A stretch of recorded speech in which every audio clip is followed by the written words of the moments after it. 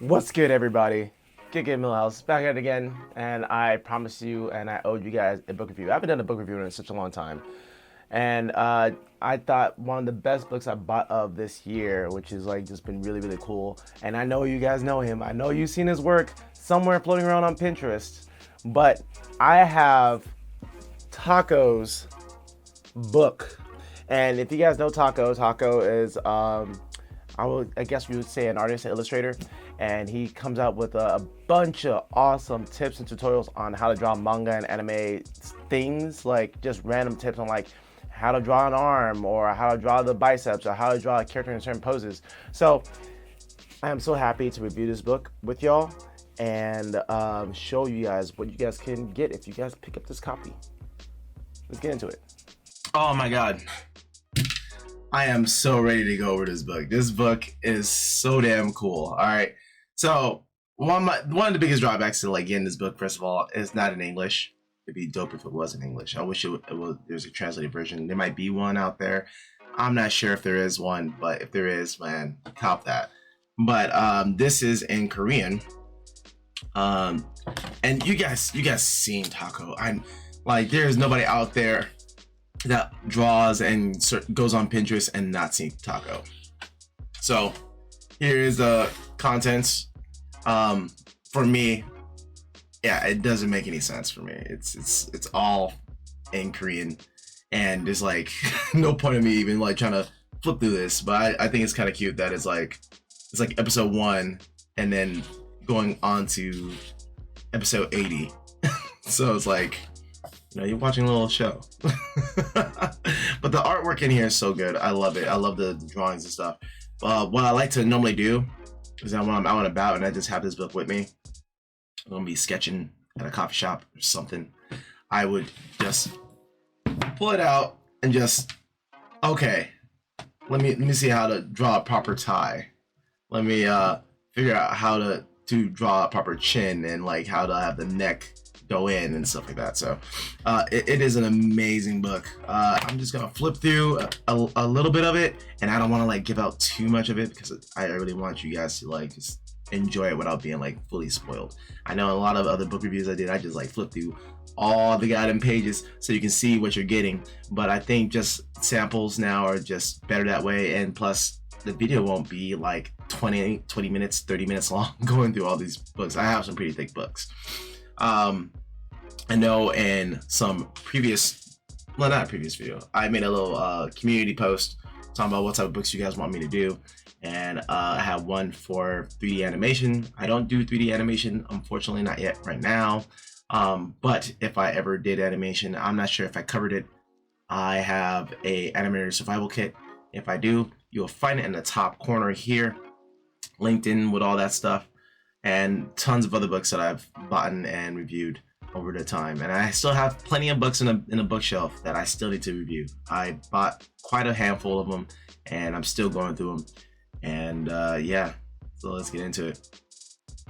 I just really love, like, I think for the most part for all these like how-to books, like drawing or like learning anatomy or learning anything, Muhammad Agabadi mentions that like just draw it out, just copy the page for page, and I thought that was the worst way of learning before in the past, but it's actually one of the best ways that I found to do. Like I didn't know that I was cheating myself by copying it, but no, there is some learning that goes within it. So you're kind of like trying to understand how they got these lines to look this way or whatever, and just by drawing it out over and over and over again, you're building up that muscle memory on how you could like draw eyes or the hair or whatever.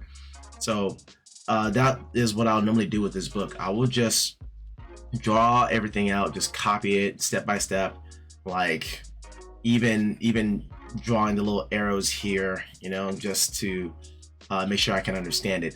And the fact that it is in Korean, I'm just kind of like learning this, like I guess spiritually or some shit. But yeah, even though it's like in a different language, it's still drawn in a way where you can understand. Like the arrows are a great way of pointing out how what the subject he's talking about. Like let's say for instance right here, this arrow signifying that the leg's gonna come in and pop out like this, and then for anything from the back that's being covered by the thigh, you can already see the arrows like already signifying that. What I really like about this book and what I've been doing lately is, like, if you catch my Twitch streams, how I would draw anatomy, I would basically try to do this as much as possible, like this, you know, have these are like the basic common shapes of like the muscles, how they form, and that's one of the best ways of like how I can just, you know, kind of like cheat my anatomy without knowing all the intricacies of muscles and bones and stuff like that. It's been helping me out a lot so far, and depending on like your style or whatever, you can like exaggerate some of the forms, or, you know, as long as it has the shape of a leg, like it can still be passable.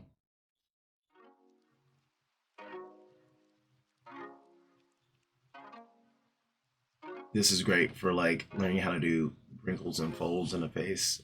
I just love how this book is just a bunch of random useful tips.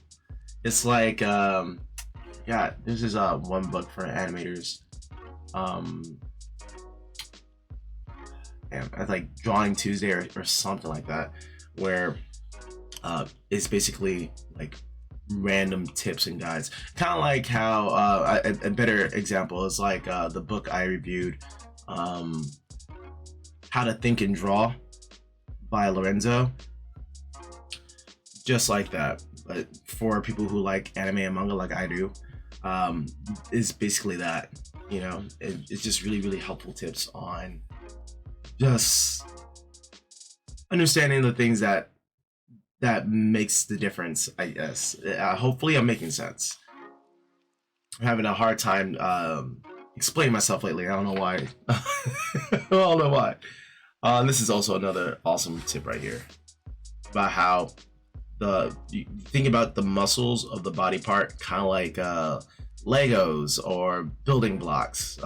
They're all in shapes, and once you know shapes in the sense like three-dimensionally, you can start overlapping them, and this is how you do the foreshortening stuff. Foreshortening is still hard for me, but I'm getting like a little bit better and better. You're passing time. And while I flip through this book, I just want to mention that I will be changing my content pretty soon. It's going to be more of a, I guess, like a journey type of thing, where right now I'm currently moving on to animation because I finished all my character designs for my indie project game called Spider Fighters. It's supposed to be like an homage to Street Fighter and Spider-Man. Those are both my two favorite IPs, and I wanted to fuse them together and make something similar to both of those things at the same time.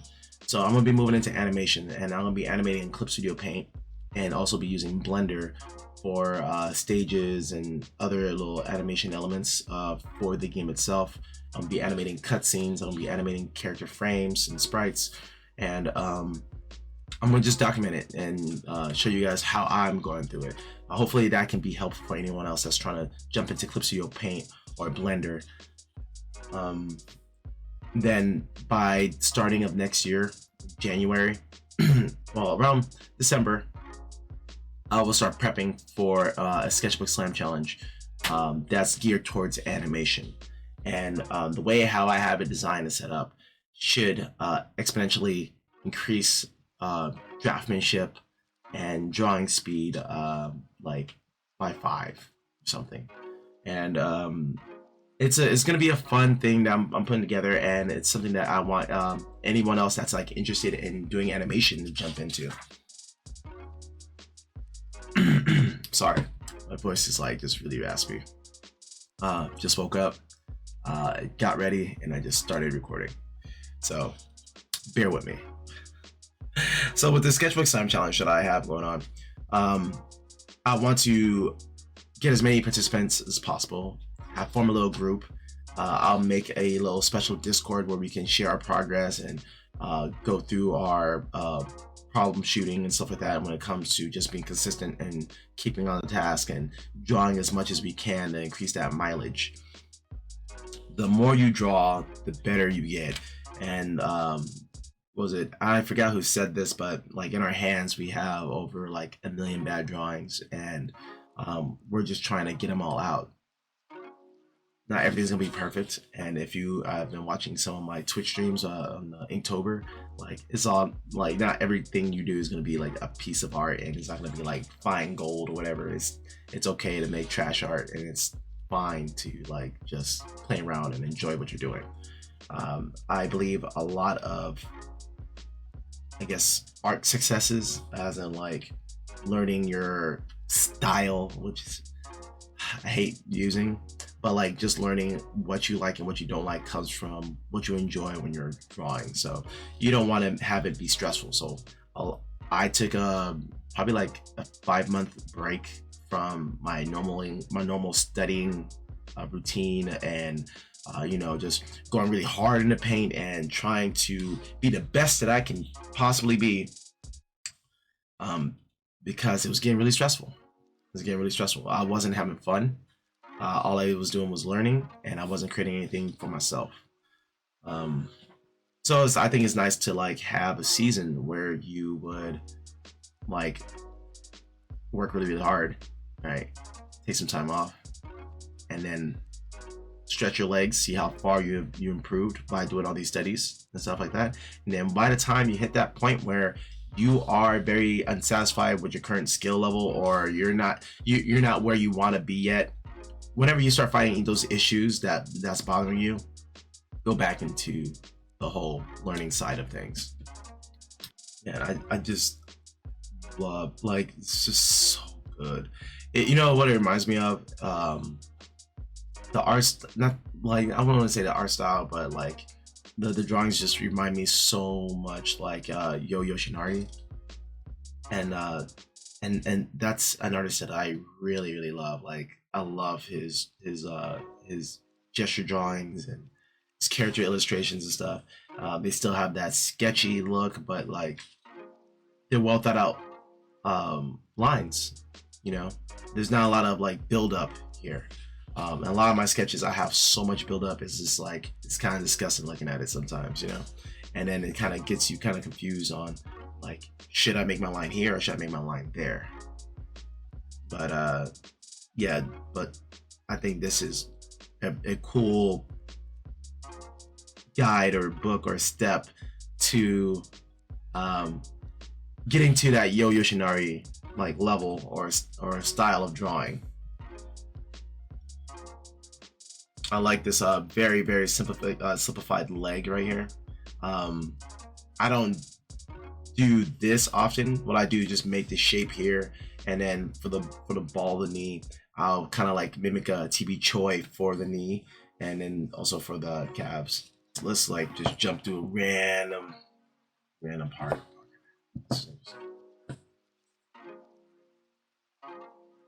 Oh, okay. I get the fingers are curling around the mic, so this is how you can get your characters to be holding objects and have it look like they're actually holding it. This is something I need to like go over. And what I really love about this book is that I can always learn something from this book. Like, it doesn't matter what page, it doesn't matter like where, like it can even be on like little things like how I draw faces, even though I draw like a lot of faces or whatever, or something that I draw repeatedly. There's always something new. There's something nuanced that I could always like apply to my drawings. And that's why I really like art. It's an endless game. You can never beat it.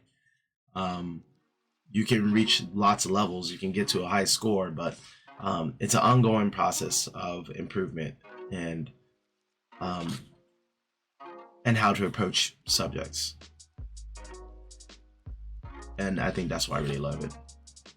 But yeah, I'm gonna wrap up this book review. Thank you guys for watching. I will have the links in the descriptions below. Okay. You guys have a good one. Thank you guys for watching this video. I hope you guys enjoyed it as much as I enjoyed going through this book. If you guys like this video, give it a like, sub, all the stuff that other YouTubers be saying. And I'll see you guys in the next video. I have now unlocked the community tab, so please, guys, let your voices be heard. I like to get feedback and want to know what you guys want to start working on or talking about. See you guys later.